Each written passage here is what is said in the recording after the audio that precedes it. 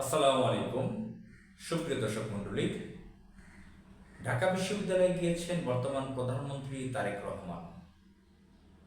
তিনি তারেক রহমান ঢাকা বিশ্ববিদ্যালয়ে গিয়েছেন, সেটা নিয়ে সামাজিক যোগাযোগ মাধ্যমে ব্যাপক আলোচনা, ট্রল, বিভিন্ন ধরনের জোকস, সমালোচনা, পক্ষে বিপক্ষে। যারা তার পক্ষের লোকজন আছে, তার দলের নেতাকর্মীরা আছেন, সমর্থক আছেন, তারা এটা আবেগীয়ভাবে স্ট্যাটাস দিয়েছেন তার পক্ষ নিয়ে। যারা তার বিরোধিতা করেন, জামাত শিবিরের সমর্থকরা, জামাত শিবিরের সদস্যগণ, অনেকেই তার সমালোচনা করছেন। তো সেই সমালোচনাগুলোর মধ্যেও একটি সমালোচনা খুব গুরুত্বপূর্ণ বিষয়, গুরুত্বপূর্ণ আসলে বিষয় এটা হওয়ার কথা না, কিন্তু গুরুত্বপূর্ণ বানিয়ে ফেলেছে। সেটা হচ্ছে তারেক রহমানের ব্যক্তিগত সার্টিফিকেট। তিনি ঢাকা বিশ্ববিদ্যালয়ে ছাত্র ছিলেন কিনা সে বিষয়ে সেই বিতর্ক। সামাজিক যোগাযোগ মাধ্যমে এটা নিয়ে ট্রল করছে, বিভিন্ন জোকস ভিডিও দিচ্ছে তারেক রহমানকে কেন্দ্র করে। যেহেতু ছাত্রদল বলেছে ঢাকা বিশ্ববিদ্যালয়ের সাবেক শিক্ষার্থী ঢাকা বিশ্ববিদ্যালয়ে এসেছেন, এই কথা বলার কারণে জামাত শিবির সমর্থক যারা বিএনপির বিরোধিতা করেন তারা এটা নিয়ে ট্রল করছেন, জোকস করছেন, তিরস্কারমূলক কথাবার্তা লিখছেন। বলছেন ইন্টারমিডিয়েট পাস লোক কীভাবে ঢাকা বিশ্ববিদ্যালয়ের শিক্ষার্থী হন। এটা নিয়ে মারাত্মক জোকস ভিডিও দিচ্ছেন তাকে, তার ছবির সাথে, তার ভিডিওর সাথে। তো এই কথাগুলো আমার কাছে খুবই বিরক্তকর মনে হয়েছে। সামাজিক যোগাযোগ মাধ্যমে এই ধরনের কটূক্তি, তিরস্কারমূলক কথা, জোকস, যারা এই ধরনের ভিডিও জোকস ভিডিও দিয়েছেন তারা অনেকে একাডেমিক উচ্চশিক্ষিত। তারা এতটুকু কি বুঝেন না যে ইন্টারমিডিয়েট পাস করেই তো বিশ্ববিদ্যালয়ে মানুষের ভর্তি হতে হয়। মেডিকেল কলেজে হোক,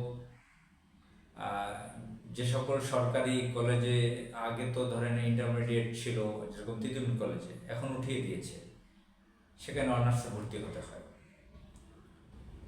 তো এছাড়া বিশ্ববিদ্যালয়ে যদি আমরা যাই, বিশ্ববিদ্যালয়ে তো ইন্টারমিডিয়েট পাস করেই ভর্তি হতে হয়। তো ইন্টারমিডিয়েট পাস হলো ঢাকা বিশ্ববিদ্যালয়ের ছাত্র হয় কিভাবে, এই প্রশ্ন আসে কিভাবে?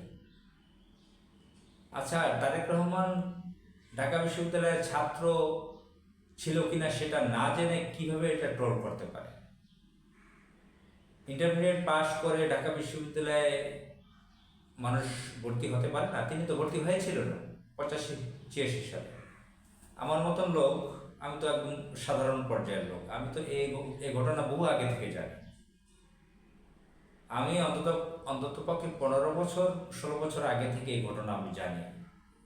আমার একটু অভ্যাস হচ্ছে, যারা পলিটিক্সে নাম করা লোক, তাদের একাডেমিক লেখাপড়া, তাদের সম্পর্কে কম বেশি একটু জানাশোনা, ব্যবসা করে না, তাদের পারিবারিক ব্যাকগ্রাউন্ড এগুলো একটু জানার চেষ্টা করি। তো তারেক রহমান ঢাকা বিশ্ববিদ্যালয়ে ভর্তি হয়েছিলেন লতে। তিনি অনার্স কমপ্লিট করেননি, হয়তো কয়েক মাস ক্লাস করেছেন এরশাদ জামানায়।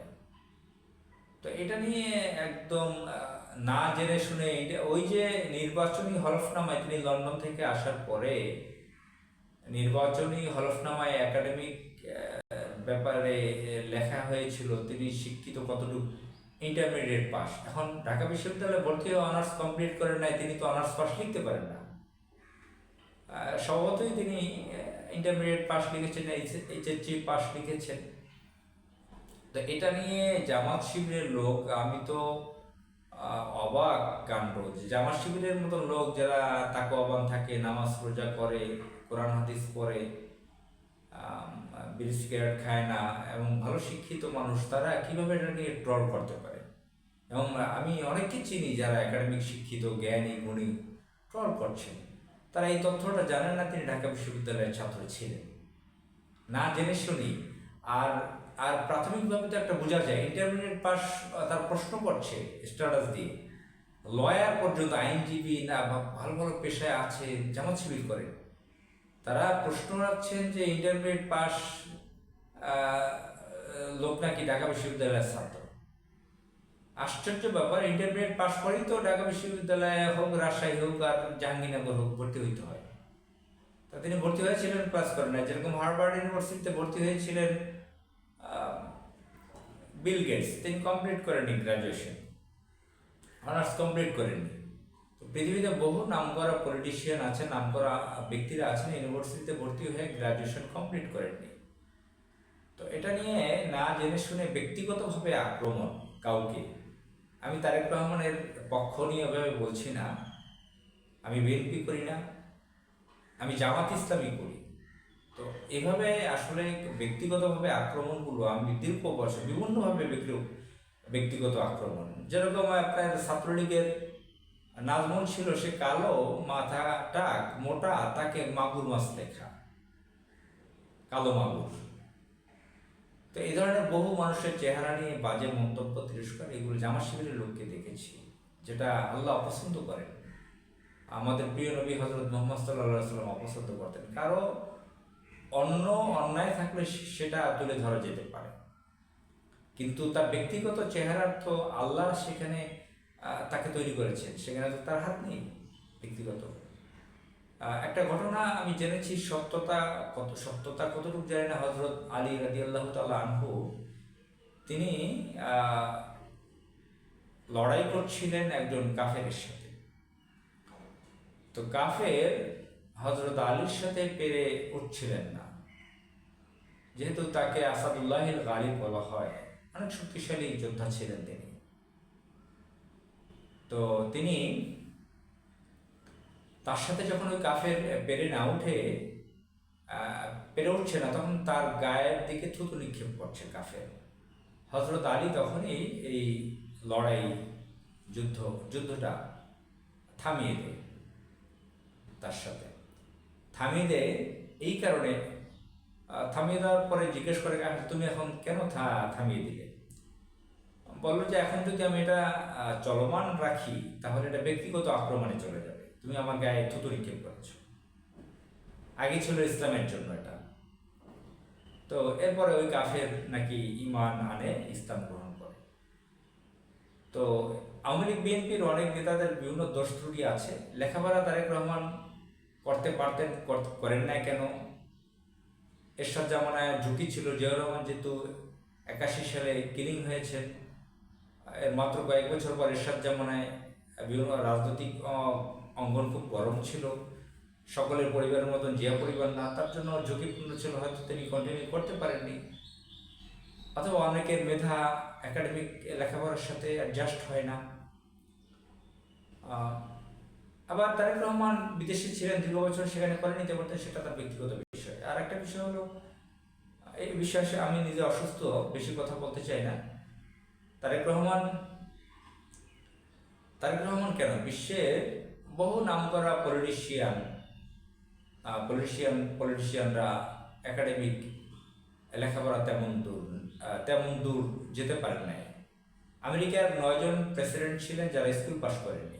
পৃথিবীর বহু সম্রাট, সুলতান, আমির, বাদশাহ, প্রেসিডেন্ট, প্রধানমন্ত্রীগণ সারা বিশ্ব কাঁপিয়েছেন। বড় বড় ফিলোসফার, দার্শনিকগণ, বিজ্ঞানিকগণ, কবি, সাহিত্যিক, পৃথিবী জোড়া যাদের নাম আছে, জগৎ জুড়ে যাদের নাম আছে, যাদেরকে পড়ানো হয়, যাদের উপর পিএইচডি হয়, তারা স্কুল পাস পর্যন্ত করেননি।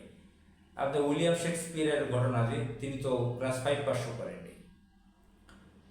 এখন পর্যন্ত জীবিত আছেন জন মেজর, যিনি প্রাইম মিনিস্টার ছিলেন, ফিনান্স মিনিস্টার ছিলেন ব্রিটেনের, তিনি তো মাত্র স্কুল পাস বা ইন্টারমিডিয়েট পাস করেননি, এই টাইপের। তো এই অঞ্চলে, আমাদের অঞ্চলে দেখেন, এই যে রবীন্দ্রনাথ ঠাকুরকে নিয়ে অনেকে খুবই করে, যে নাম করা কবি, বিশ্বকবি, নোবেল টোবেল পাইছে সাহিত্যে, সেও তো স্কুল পাস করেনি। আমাদের জাতীয় কবি কাজী নজরুল ইসলাম, বিদ্রোহী কবি, আমাদের প্রাণের ভালোবাসার কবি, যার কবিতা দিয়ে এখন পর্যন্ত বড় বড় বিপ্লব হয়, এই জুলাই বিপ্লবও কাজে লেগেছে। সেই কাজী নজরুল ইসলাম তো স্কুল পাশ করেননি, আমাদের কবি আল মাহমুদ তিনি স্কুল পাশ করেননি। এখন এবং রাজনীতি করতে হলে প্রেসিডেন্ট প্রধানমন্ত্রী হলে যে অমুক পাশ তমুক পাশ লাগবে এ ধরনের কোনো কথা পৃথিবীর কোথাও নেই। পৃথিবী কাঁপানো ব্যক্তিরা এত পাশ টাশ নিয়ে থাকতেন না। আর একটা ব্যাপার হলো এই পাশের এই সার্টিফিকেটের ব্যবস্থা আসছে কত বছর আগে থেকে। তো জামাত ইসলামের লোকজনের ভাবা উচিত, আমি তাদেরকে তিরস্কার করছি না, এতটা আপনাদের শিক্ষিত ভাবতেছেন তাহলে আওয়ামী লীগ বিএনপিতে 50-60 জন এমপি মেট্রিক পাস করে না, স্কুল পাস করেন না, এসএসসি পাস করেন না, তারা এমপি হয়েছে, তারা ক্ষমতায় যাচ্ছেন কিভাবে? আপনারা এত পুরনো দল, এত উচ্চশিক্ষিত লোকের দল কেন ক্ষমতায় যেতে পারলেন না? ক্ষমতা পেয়েও কেন ধরে রাখতে পারলেন না? ভোট তো মানুষ দিয়েছিল, কেন ধরে রাখতে পারলেন না? নিজেদেরকে একটু চিনুন, নিজেরা ঠিক হন, কারেকশন হন। এইভাবে অবান্তর সমালোচনা করে বিপরীত আদর্শের লোকদের হাতে আপনি হাতিয়ার তুলে দিয়েন না। তারেক রহমানকে আপনি ভিন্ন সমালোচনা করা যেতে পারে। ডাকসুতে তিনি ঢাকা ইউনিভার্সিটিতে গিয়েছেন, ডাকসু নেতাদের সাথে তিনি দেখা করেননি, এটা সমালোচনা হতে পারে। আপনি কেন অবান্তর সমালোচনা করেন? আসসালামু আলাইকুম।